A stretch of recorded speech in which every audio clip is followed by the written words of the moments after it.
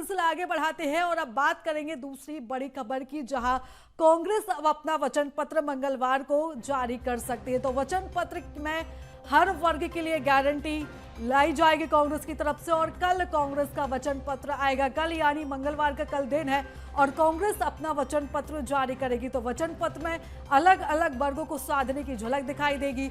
राहुल गांधी, प्रियंका गांधी की गारंटी से वोटर्स को लुभाने की कोशिश की जाएगी। तो कांग्रेस का एक मुख्य वचन पत्र होगा और इसमें अन्य 7 भाग होंगे।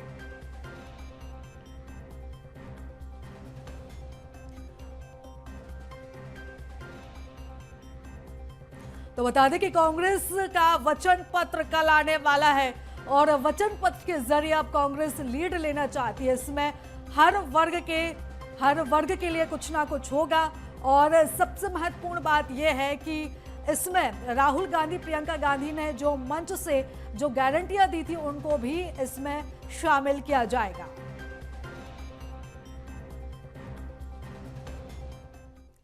और चलिए अब समझते हैं ग्राफिक्स के जरिए कि आखिर कांग्रेस के वचन पत्र में कौन कौन से मुद्दे हैं, कौन कौन से बिंदु हैं जिनको शामिल किया जाएगा। तो सबसे महत्वपूर्ण और सबसे पहला जो वचन है वो पुरानी पेंशन योजना का है कि अगर कांग्रेस की सरकार आती है तो मध्य प्रदेश में पुरानी पेंशन योजना लागू की जाएगी। महिलाओं को हर महीने 500 रुपए में गैस सिलेंडर दिया जाएगा। साथ ही महिलाओं को 1500 रुपए प्रति महीना दिया जाएगा और इसके साथ ही ओबीसी को 27% आरक्षण दिया जाएगा। जातिगत जनगणना मध्य प्रदेश में कराई जाएगी। किसानों की कर्ज माफी की जाएगी। किसान कर्ज माफी एक बड़ा ही मुद्दा 2018 के चुनाव में रहा था और इस बार फिर से कांग्रेस इस मुद्दे को भुनाना चाहती है।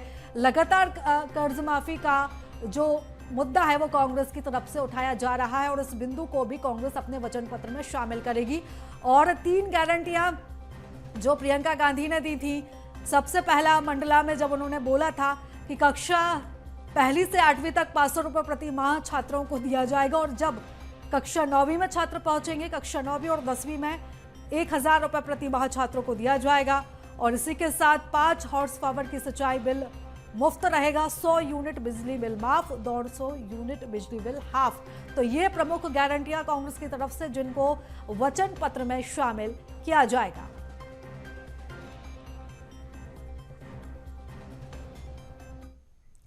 और चलिए अब सबसे पहले बात करते हैं कि कांग्रेस अपना वचन पत्र लेकर तो आ रही है, लेकिन इसमें सबसे बड़ा बिंदु यह है कि कांग्रेस अपना वचन पत्र मंगलवार के दिन लेकर आ रही है। यानी कांग्रेस की जब पहली सूची जारी हुई तो नवरात्रि के पहले दिन और कांग्रेस अपना वचन पत्र मंगलवार को लेकर आ रही है और इससे अचानक ये अटकलें भी तेज हो रही हैं कि क्या अब सॉफ्ट हिंदुत्व की राह छोड़ दी कांग्रेस ने और अब सीधे हार्डकोर हिंदुत्व की लाइन पर कांग्रेस ने आना शुरू कर दिया है।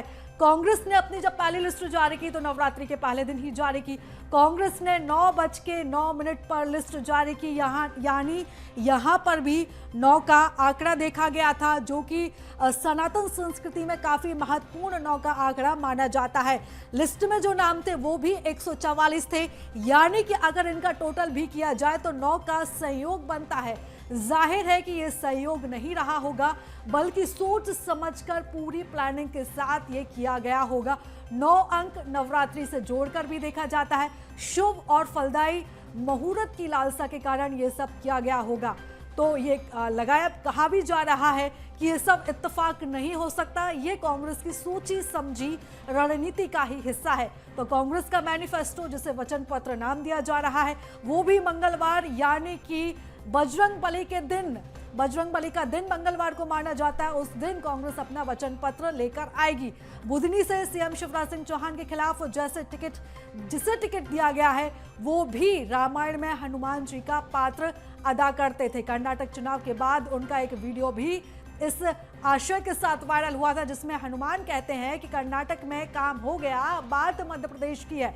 कुल मिलाकर कांग्रेस खुद को घोर सनातनी दिखाने की तैयारी में अब पूरी तरह से नजर आ रही है।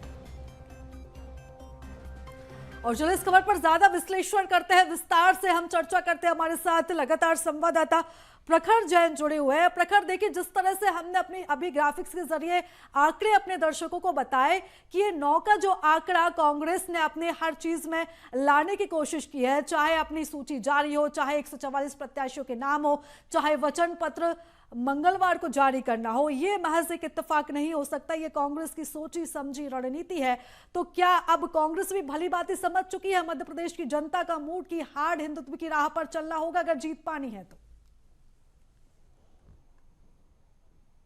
देखिए, निश्चित तौर पर देखिए, अगर कांग्रेस की इस कवायद की बात की जाए, लगातार अगर हम देखें तो कांग्रेस बीजेपी के मुद्दे, तमाम मुद्दे, चाहे हम महिलाओं की बात करें, किसानों की बात करें, तमाम मुद्दे एक समान होते हुए दिखाई दे रहे थे। लेकिन देखिए, पिछले 18 सालों में अगर देखा जाए और खासकर 2014 के बाद से देखा जाए तो कहीं ना कहीं बीजेपी के जिस तरीके से सफलता मिली है, चाहे लोकसभा की बात की जाए या फिर विधानसभा की बात की जाए, और जिस तरीके से जिस लाइन पर बीजेपी काम करती है, कहीं ना कहीं सनातन को लेकर साथ चलती है, तो ऐसे में जब कमलनाथ और कांग्रेस अपने पिछले 15-18 सालों के वनवास को दूर करने की बात कर रहे हैं, तो ऐसे में तमाम जो रास्ते उनको अपनाने से कहीं चूकते हुए नहीं दिखाई दे रहा है। ऐसे में केवल एक जो मुद्दा बचता था, सनातन का मुद्दा, जिस पर बीजेपी हमेशा हावी होती हुई दिखाई पड़ी है, चाहे हम बात करें मध्य प्रदेश की बात करें या देश की बात करें, लगातार चाहे राम मंदिर के मुद्दे से लेकर तमाम इन ऐसे सनातनी मुद्दों को लगातार बीजेपी अपने साथ लेती हुई नजर आई है। तो अब ऐसे में खास तौर पर जब राष्ट्रीय स्तर के कांग्रेस के अलायंस के पार्टनर्स की तरफ से कुछ ऐसे बयान आए जो देश भर में कहीं जिन पर सियासत तेज हुई, तो ऐसे में अब जो कांग्रेस मध्य प्रदेश में ऐसी कोई भी चूक नहीं करना चाहती। बिल्कुल प्रखर, और कांग्रेस कोई भी चूक नहीं करना चाहती, इसलिए सोच समझ के तमाम रणनीति बनाई गई है।